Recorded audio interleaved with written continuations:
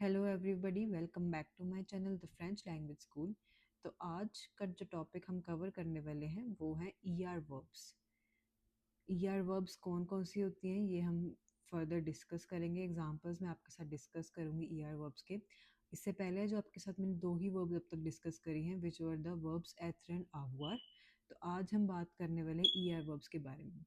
If you are familiar with French तो आपको पता होगा कि every verb is conjugated according to subject in French. हर वर्ब की अपनी एक अपनी स्पेलिंग होती है सब्जेक्ट के अकॉर्डिंग। तो आगे जाने से पहले मैं आपको सजेस्ट करूँगी कि आप एक बार सारे सब्जेक्ट्स आपको पता हो फ्रेंच में कौन कौन से सब्जेक्ट्स होते हैं। अगर आपको नहीं भी पता है तो I have already made a video on it, ले सूजे ऑन फ्रांसे subjects in French.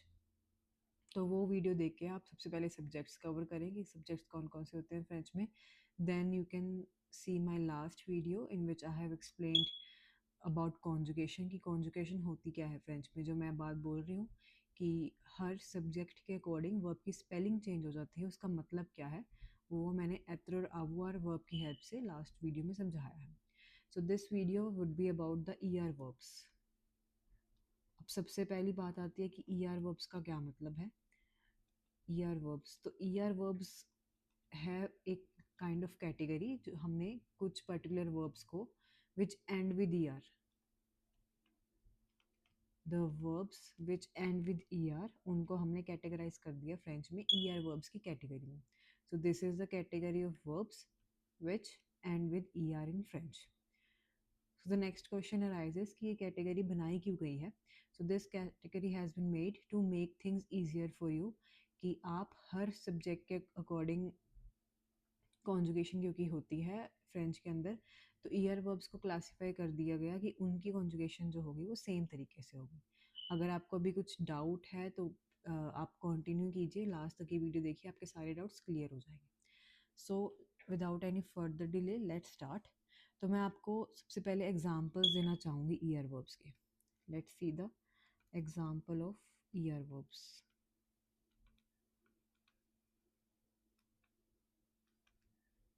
First is continue, then you have parler, then you have manger, you have tourner, you have traverser, then you have continue, you have écouter,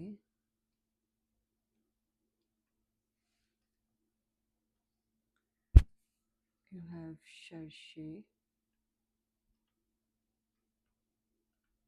तो ये examples हैं year verb के and these continue. ये यहाँ पर list ख़त्म नहीं हुई है अभी ईयर वर्ब्स की। ईयर वर्ब्स बहुत सारी होती है फ्रेंच में, तो हमने क्या किया, ईयर वर्ब्स को एक कैटेगरी में डिवाइड कर दिया। ये भी सारी वर्ब्स जो हैं आप देख सकते हो they are ending with ER. So we have made a different category. कौन सी वर्ब्स हमने इसको कैटेगराइज कर दिया, ईआर वर्ब्स।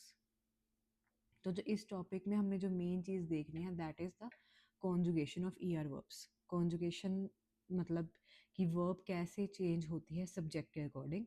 अब सब्जेक्ट कौन कौन से थे हमारे पास, फॉर एग्जांपल मैं आपको अगर एक वर्ब का एग्जांपल लेकर यहाँ पर बताऊँ, let's take the example of the verb continue.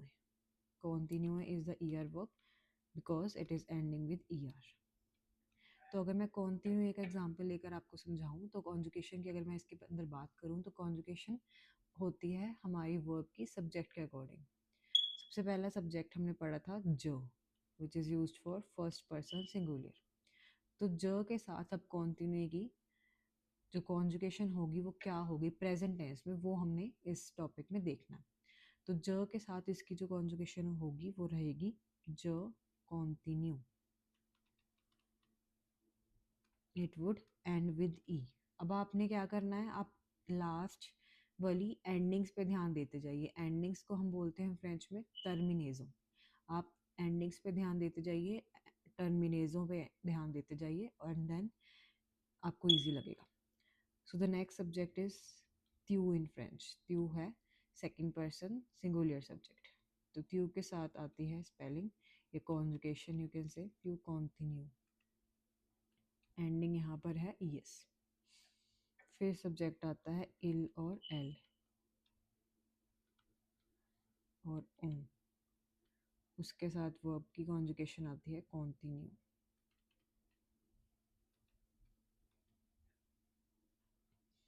The next subject is nu, which is used for first person plural. Nu continuo.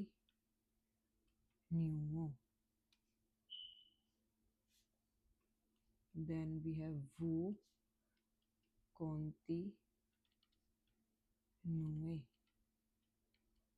Vu continue. उसके बाद आता है इल और एल प्लूरियल subject, which is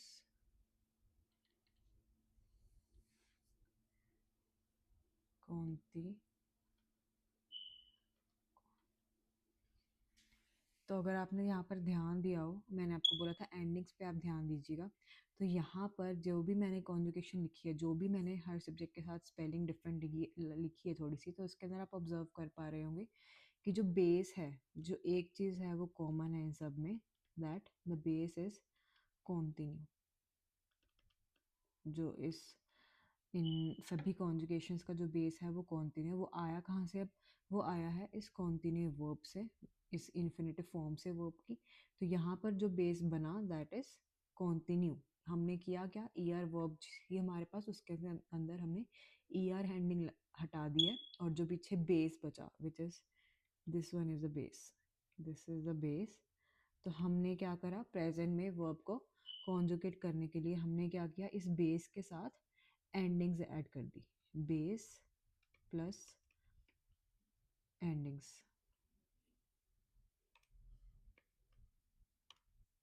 base plus endings, और फ्रेंच में जिसको हम बोलते हैं टर्मिनेजो।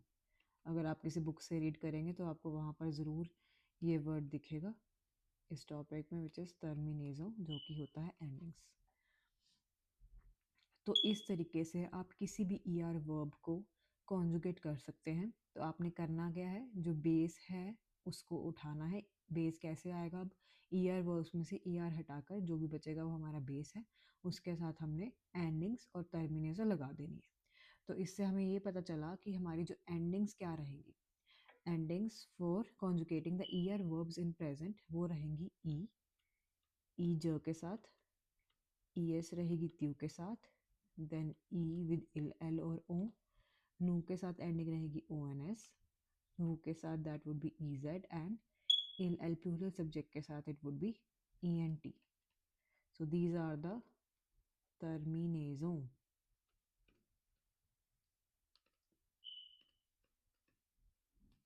पूर, पूर मीन्स फोर इन फ्रेंच, अगर किसी को नहीं पता तो फोर को फ्रेंच में पूर कहते हैं। टर्मिनेजो पूर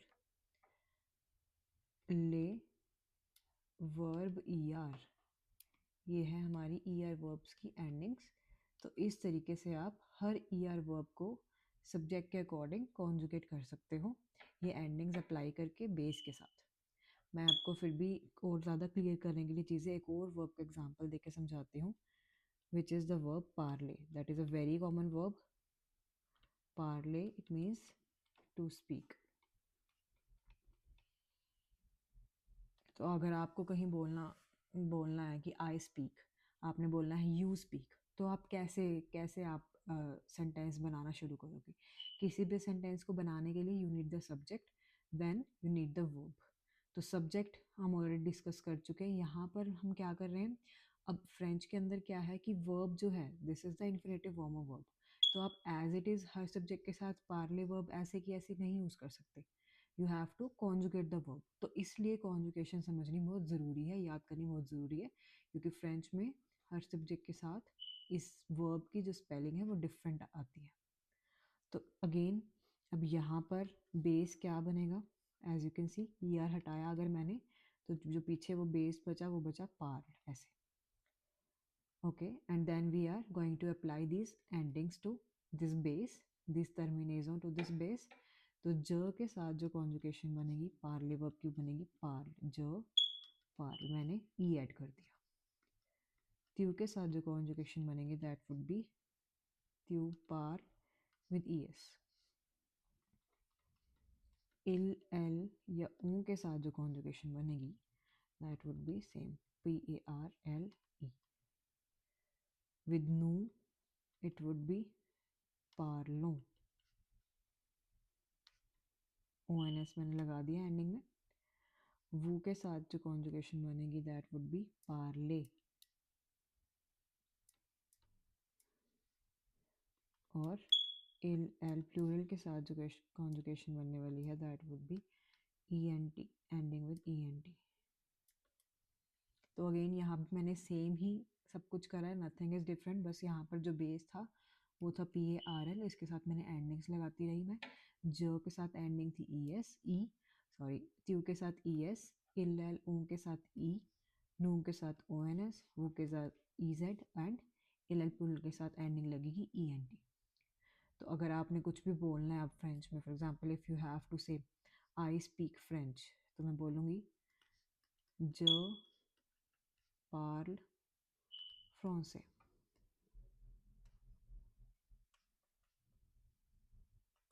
तो यहाँ पर मैंने ज पार लिखी स्पेलिंग.